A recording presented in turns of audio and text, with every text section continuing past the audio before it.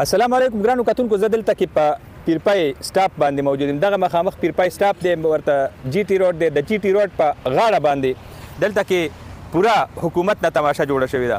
مونږ که وګورو نو دلته تاسو ته د خاورو د بوتکي او د خلکو د خاورو د وړو وړو غرونه ښکاري.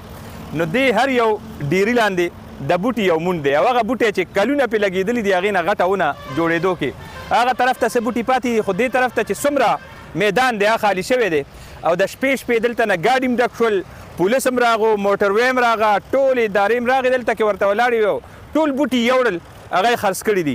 مقامي چې کوم ممبران دي زما د قومي صوبایي اسمبلی، او زه به وایم وزیر اعلی د دې ذمه دار دی، ځکه چې د هغه د چترۍ لاندې، د هغه په علاقه کې، د هغه په صوبه کې جی ټي روډ په غاړه د بلین ټري سونامي چې کومه د هغې هغه ناره وه، نو د هغې بالکل هغه مونږ چې وایو هغې سره لوبې ټوکې وشوې، او د هغې په اړ کې زمونږ چې اشته کم جنګلات وو نو هغې نه هم خلک محروم کړل. د جی ټي روډ په غاړه باندې چې کوم د سوري بوټي به نو هغه د ختم کړل. دې ټایم کې مونږ ګورو دلته نه د دنیا بوټي والې شوي دي، او په هغې باندې دا تاسو وګورئ دلته کې خاورې اچولې شوي دي، په هغې د هر خاورې ډیري مونډ دی، او مونډ معمولي مونډ نه دی.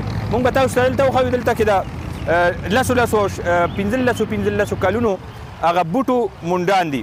نو دومره وخت په دې لګېدلی دی په راوچتېدو کې. د دې تپوس پکار دی، او زه بیا وایم دا زما د قومي اسمبلی ممبران، زما وزیر اعلی، زما صوبایي حکومت دا د هغوی دپاره په مخ څپېړه ده چې دې ټایم کې په جنګلاتو باندې ډېر غټ فنډ لګي، ډېر غټه توجه ده ورته. د موسم حوالې سره چې کومې خبرې دي په دنیا کې هغلته توجه کېږي، او دلته زمونږ هغه شته بوټي والی کېږي. نو راتلونکي وخت له دا ځمکې نه صرف ځمکې بنجروي بلکې د دې خلکو مستقبل سره مذاق کوي. ډېره مننه.